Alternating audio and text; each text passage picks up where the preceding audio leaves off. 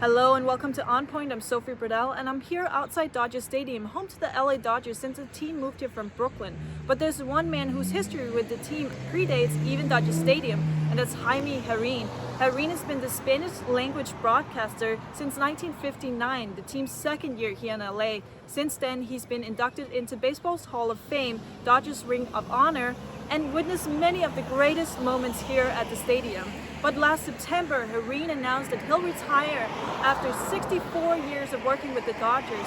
Today on Point, Jaime Jarrín is our guest as we will explore the broadcast legend's impact on LA. Here's On Point's David Reyes. Thank you for the introduction. Now joining me today is the Hall of Famer, the man himself, Mr. Jaime Jarrín. And our second guest is his son, his former colleague too, Mr. Jorge Reyes. Thank you, gentlemen, for joining me today. This is Jaime. How are you? Nice to see you. I'm good. How are you, sir? Fine, thank you. Fine, thank you. Taking advantage of this day when the Dodgers are not playing. How are you doing, Jorge? David, I'm doing well. It's an honor to be here with you. Happy to participate in this televised podcast for all of you at CSUN. We're very pleased to be here and honored that you invited us. Thank you for accepting the invitation. Sure. Jaime, after you're retiring at the end of this season, after 64 years, how are you feeling about the season? Are you excited, sad, or nervous? Well, I don't think so. It haven't hit me yet, but I think as we close to the end of the season, I'm sure that it will be quite different. I'm looking forward to finish the season and see what happens. What made you decide that this should be your last season? I think it's time to change priorities. I think 64 years is enough. I want to do some other things, especially I want to help my son Jorge and my son Mauricio funding the Jarrín Foundation that we established about 3 or 4 years ago. So I think it's time for me to leave the Dodgers and dedicate my time to the foundation. You know, David, my dad came to this conclusion, but I beat him by 1 year, which most people couldn't believe, that I chose to retire before my father. My father, as you mentioned, has 64 consecutive seasons calling Dodger baseball as the lead play-by-play announcer. I do not have a 64 season stretch. I was more than happy after we won the World Series in 2020. Said that's it. I've had the opportunity to really do so many things, and to end my broadcasting career alongside my father was just too good to pass up. I still want to take advantage of good health and being relatively young at 67 years that I chose to retire. The reaction, of course, did not surprise me in that people were at first thinking, oh my God, Jaime's retiring after all these years? Jaime's going to retire? I said, no. It's not Jaime. Me, Jorge, I'm retiring. They go, oh, in that case, that's okay. No problem. It's like, you can go, but don't let your father leave just yet. But, I think there's nobody else in baseball who can boast a tenured career of 64 consecutive seasons with one baseball team. Vince Scully holds the record at 67, but take in consideration that his first 7 years of his career as the broadcaster for the Dodgers were in Brooklyn. So in essence, my father, Jaime, who's being modest here, has spent more time behind the microphone in Los Angeles for the Dodgers than anybody else. And he's just come to that point where he says, it's time. He's still going to be around, but he just won't be calling the games anymore. He earned it. He earned it. For me, no question about it. The Dodgers have been great to me. The audience has been fabulous, really. And I think my longevity is because the followers that we have had. It is unbelievable how they can follow the Dodgers the way they did. And that's the reason. I never thought that they would last this long. I thought that probably I would stay with the Dodgers 5, 6, 7, 8 years and move to something else. But I fell in love with the baseball. The Dodgers have treated me very well. And I was so pleased to see that the Dodgers really paid special attention to the Latino community in Southern California. So I think those are the reasons why I have lasted this long with the Dodgers. I'll jump back to Jorge. I mean, Jorge, I mean, first of all, like, what was it like growing up? I mean, listening to your dad call Dodger games when you were younger. Wow. You know, there was never a time in my life when I did not understand or know that my father and my family were connected to the Dodgers. They've always been there. So I basically grew up around the organization. I took in my very first game in 1959, 1960 at the Coliseum when my dad took me to a game prior to the game starting. I still remember just playing in the booth, and they were doing a pregame interview of a player by the name of Wally Moon. Now, most people nowadays, unless you're a die-hard Dodger fan, will go, who? Wally Moon? Well, Wally Moon was famous for the moon shots. He was a prolific hitter who could pull the ball over the left field fence at the Coliseum. And at that time, the left field fence, because of the configuration of the stadium, was only 210 feet away from home plate. So they erected this very tall screen. And to get it out, you had to lift it up and over the screen, and they called it the moon shot. So my memories date all the way back to the Coliseum, 1959, and Wally Moon is the first major league professional ball player that I ever saw in person. But growing up around it, it was more of a thing for my neighbors and my friends always asking me, does Sandy Koufax come over to your house for dinner? Does Don Drysdale hang out with your dad? Does Maury Wills give you any tips or anything? And of course, like any 7 or 8 year old, I said, yeah, sure. I made it up. Of course, they didn't come over to the house for dinner or anything. They were too busy with their own private time. But I used to embellish and tell all my kids that, oh, sure, no problem, until they asked me to prove it. And then I always would come up with some excuse as to, oh, Sandy can't make it tonight, or Don called and he's not feeling very well, so he's not going to make it, but we can go to a game. And I could always get by asking my dad to take us to a Dodger game and drop us off at the top of the deck.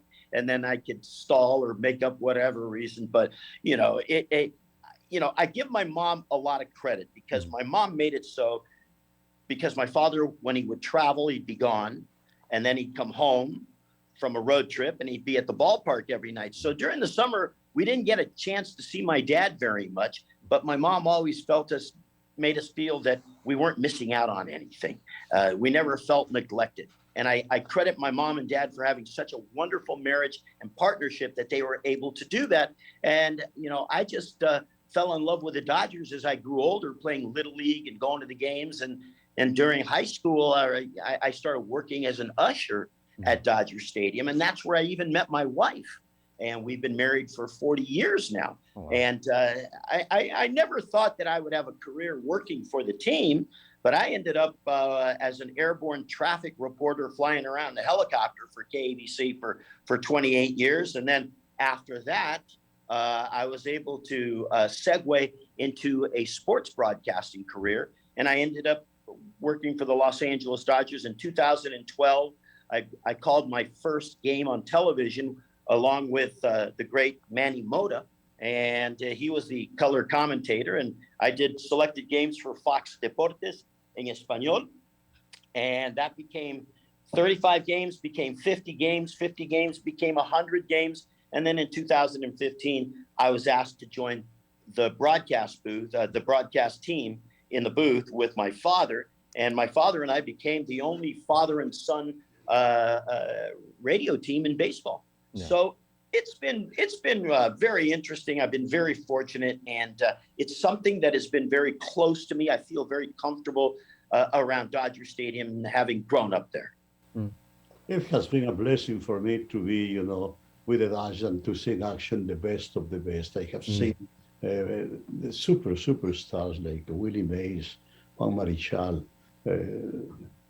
I have seen the best of the best, Henry Aaron and Stan Musial, Roberto Clemente, Tom Seaver, Gian, so many of them. And also I have been so blessed to be working alongside the titans of my profession, like Vince Kelly, Jack Buck, John Miller, the best of the best. Yeah. It has been a great, very, very ride for me. Okay, I mean, I think it's the perfect moment to play a clip. This is a big fan of yours, Jaime, and you might know him. He's going to show you something. Anyone that actually ever saw him and got to know him like I did, got the extra lucky layer of just seeing the probably the classiest, friendliest, helpful person in all of radio. He didn't have to do any of the things he did for me, which is just basically being a friend, being someone that I could talk to, inviting me into his broadcast booth, and letting me just be there when I had nowhere else to go. He didn't have to do any of those things. He's Jaime Jarrín. When Jorge used to travel with us, I really miss him alone because we were great friends. He was covering the Dodgers.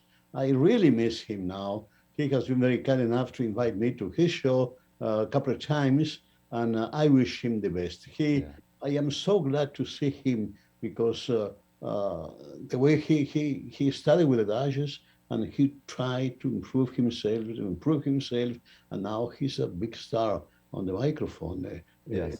If I may jump in, Dad, you call him better known as A. Martinez. A. Martinez Yes. from the NPR, yes. Yes, that's A. Martinez. Now, do you know why they call him A. Martinez? Because he doesn't have the initial A. He's Jorge Martinez, but Yes. he used to remember people going, hey, George Martinez, hey, and he just stuck with the A instead of hey, the A. Martinez. Yes. Also, he's my countryman. He comes from Ecuador. Yeah, Yes. Your paisano. Yes, paisano. Yeah. Good guy from NPR. Yes. Gran persona, tremenda persona, Jorge A. Martinez. Jaime, before you started your career with the Dodgers, you were in radio, and how did you get into broadcasting baseball games? Well, it's a matter of being at the right time in the right place. When I came from Ecuador to the United States in 1955, I didn't know nothing about baseball. Then I got interested in baseball, watching the World Series in New York in 1955 between the Yankees and the Brooklyn Dodgers. And then I started going on weekends to see the two AAA teams that we had in Los Angeles. The Los Angeles Angels, we used to play at the Wrigley Field, which was a ballpark in the south central Los Angeles, 46 and Avalon, and to see the Hollywood Stars at the Gilmore Field. Those places have disappeared now. So I used to get it. Then I started grasping something about baseball in those 3 years. And then the Dodgers came to the West Coast in 1958. By then, I was the news and sports director of KW, and the station got the rights to do the games in Spanish. And one day, the owner and GM of the KW, Mr. William Beaton, called me and said, "Jaime, I want you to be one of the two announcers doing baseball." I told him, "Mr. Beaton, thank you very much, but I don't think that I am really equipped to be in front of a microphone describing games because I know some baseball, but not enough to be describing baseball." So he liked me very much. I was young. I was 23 years old, and he said, "Jaime, this is a great future for you. I know that you can do it because you are doing this. You are doing boxing every Thursday from the Olympic Auditorium." And he said, "I want you to be the one with the two announcers." Rene Cardenas was the number one announcer in the booth. And in 1959, I started with the Dodgers little by little.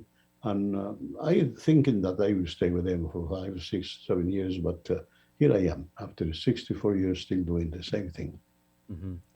I mean, you were the voice for the Latinos, you and Rene at that time. I know in Ecuador, you didn't see baseball. Nothing at all. In Quito, we don't play baseball at all. So that's why I didn't see any baseball game over there. I never saw a baseball in my life, never saw a bat or a mitt, nothing like that. I just, I discovered the game when I came to the United States in 1955. Mm-hmm. Okay, I think this is a perfect time to play the second clip from A. Martinez, or Jorge Luis Martinez, as you know him. I listened to him before I listened to Vin Scully, before I even knew who Vin Scully was. I listened to Jaime Jarrín because he's doing games in Spanish on the radio. My grandpa and my uncles would always say that's an Ecuadorian. Es un paisano haciendo los juegos. So it was neat to know that he was from the same country that my grandparents and my aunts and uncles and my mom was from. And he's doing baseball games. Well, I have been blessed very much doing games. I have been receiving so many accolades along my career. But the thing that really, really reaches me is when I am going to the supermarket, to the bank, to a restaurant, people stop me and say, Mr. Jarrín, I'm sorry, but I wanted to thank you very much because thanks to you, I spend more time with my grandfather. Thanks to you, my father used to take me to the back of the house to listen to the games. Thanks to you, my mother fell in love with the game and she fell in love with your voice calling games. So that really, really comes to me as the best accolade that I can get. When people recognize me as member of the family.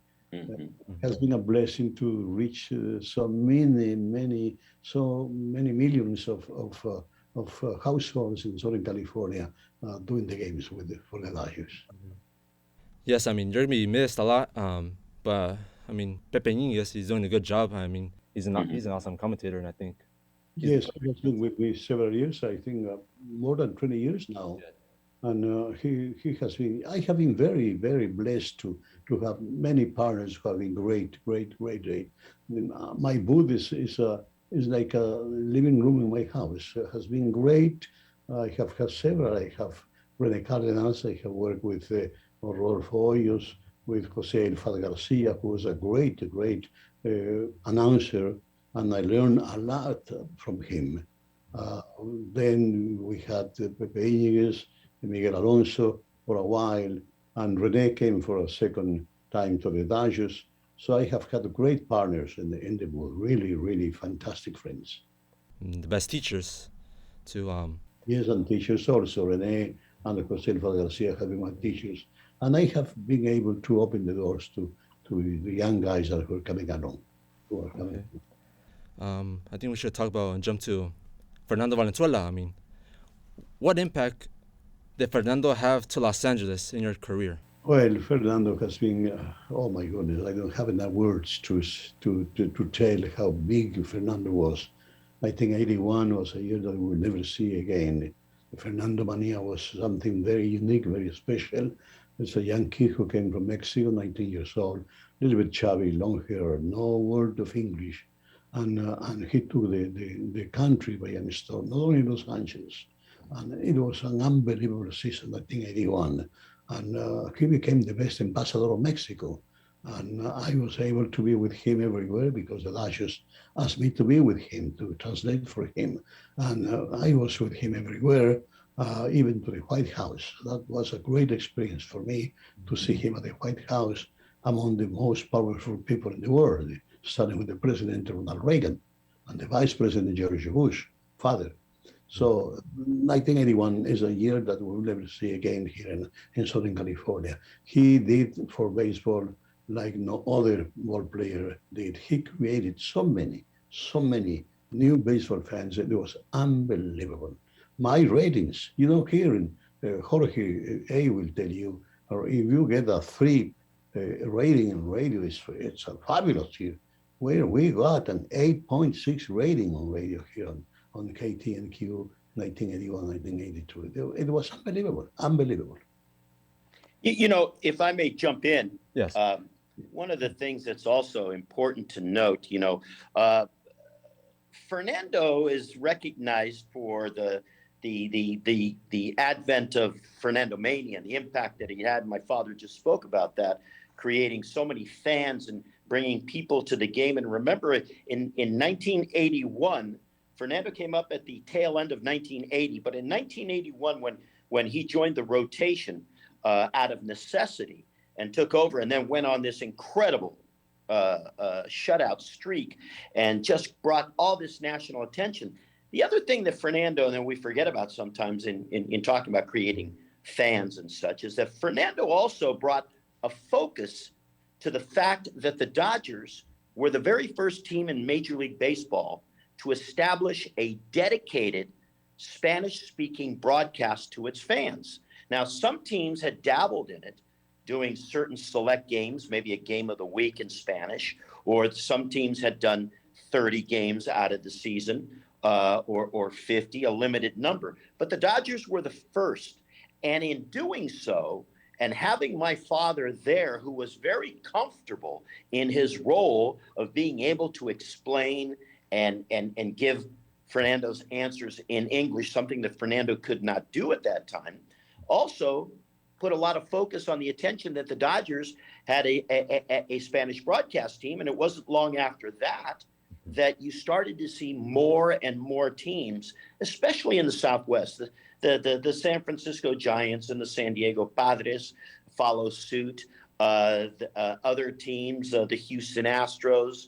Then finally, when there was a team again in Florida during the regular season, they added a Spanish broadcast. The Yankees and the Mets and others. So this had an impact of really spreading baseball to other communities that hadn't received it on a regular basis. And I think that's something that's very key in the development of our Spanish language broadcasting.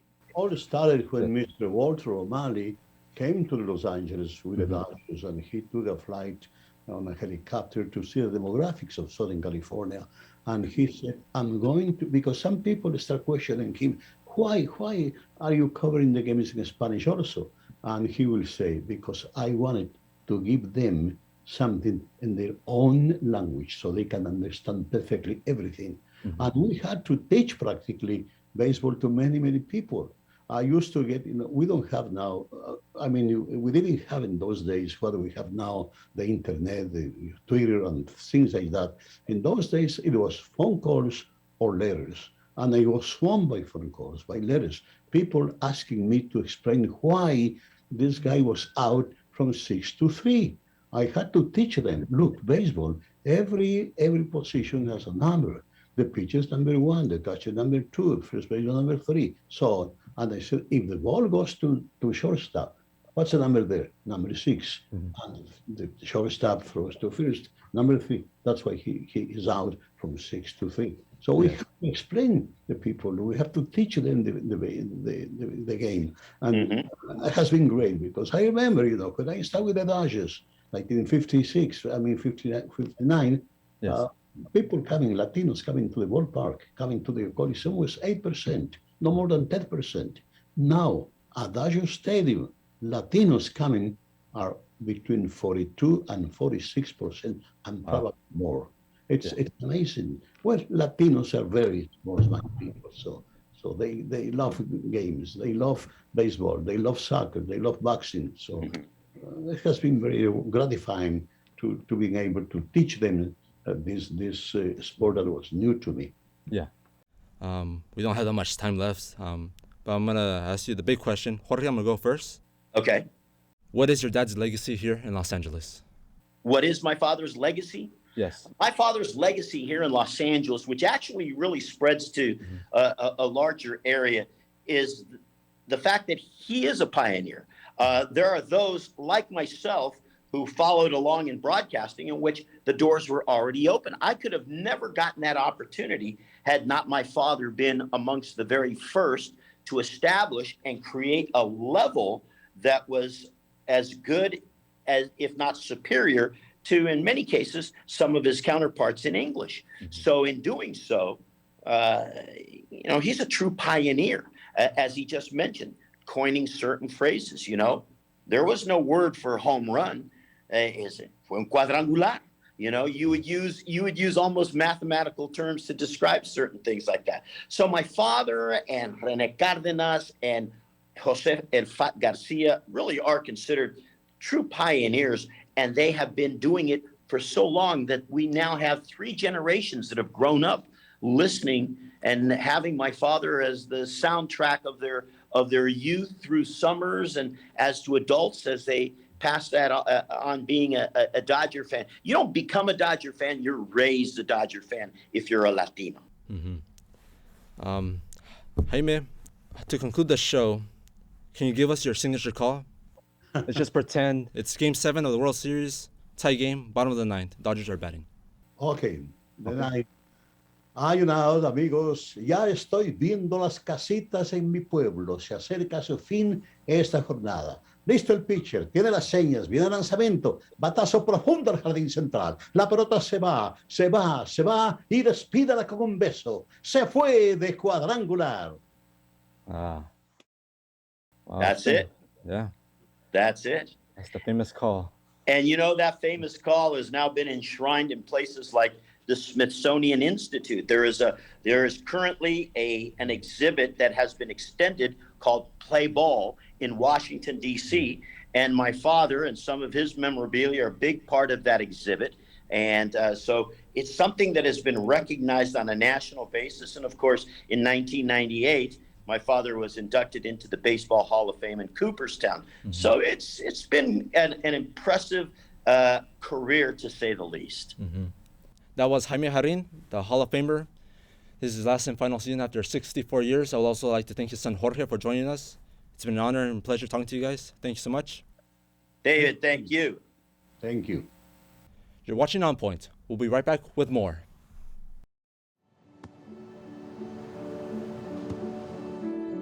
I don't remember how it started. Go to that. Our back and forth. It always came back. Dad!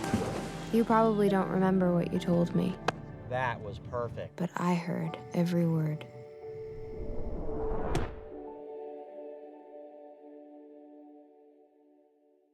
If I could go back and change it all, I would. I think I'm gonna miss you the most. I'm sorry. I'm so sorry. I'm so sorry. Or maybe it's just the little moments. If I could go back and change it all, if I could go back, I would. But I can't.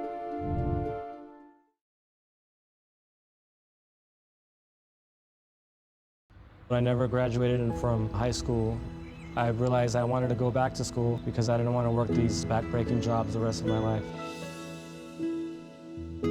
With the help of my father and having my son, that was all the motivation that I needed to come back to school. I felt accomplished, made me feel that I could take on whatever challenges life throws at you.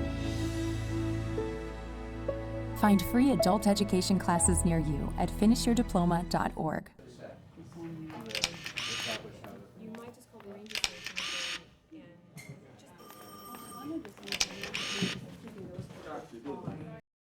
Thank you for watching On Point. You can follow us on social media at CSUN On Point. You can hear us on KCSN 88.5 on Sunday mornings 5:30. And you can watch us on LA 36 and Santa Clarita Valley Television. For all of us here on Point, I'm Sophie Bredahl.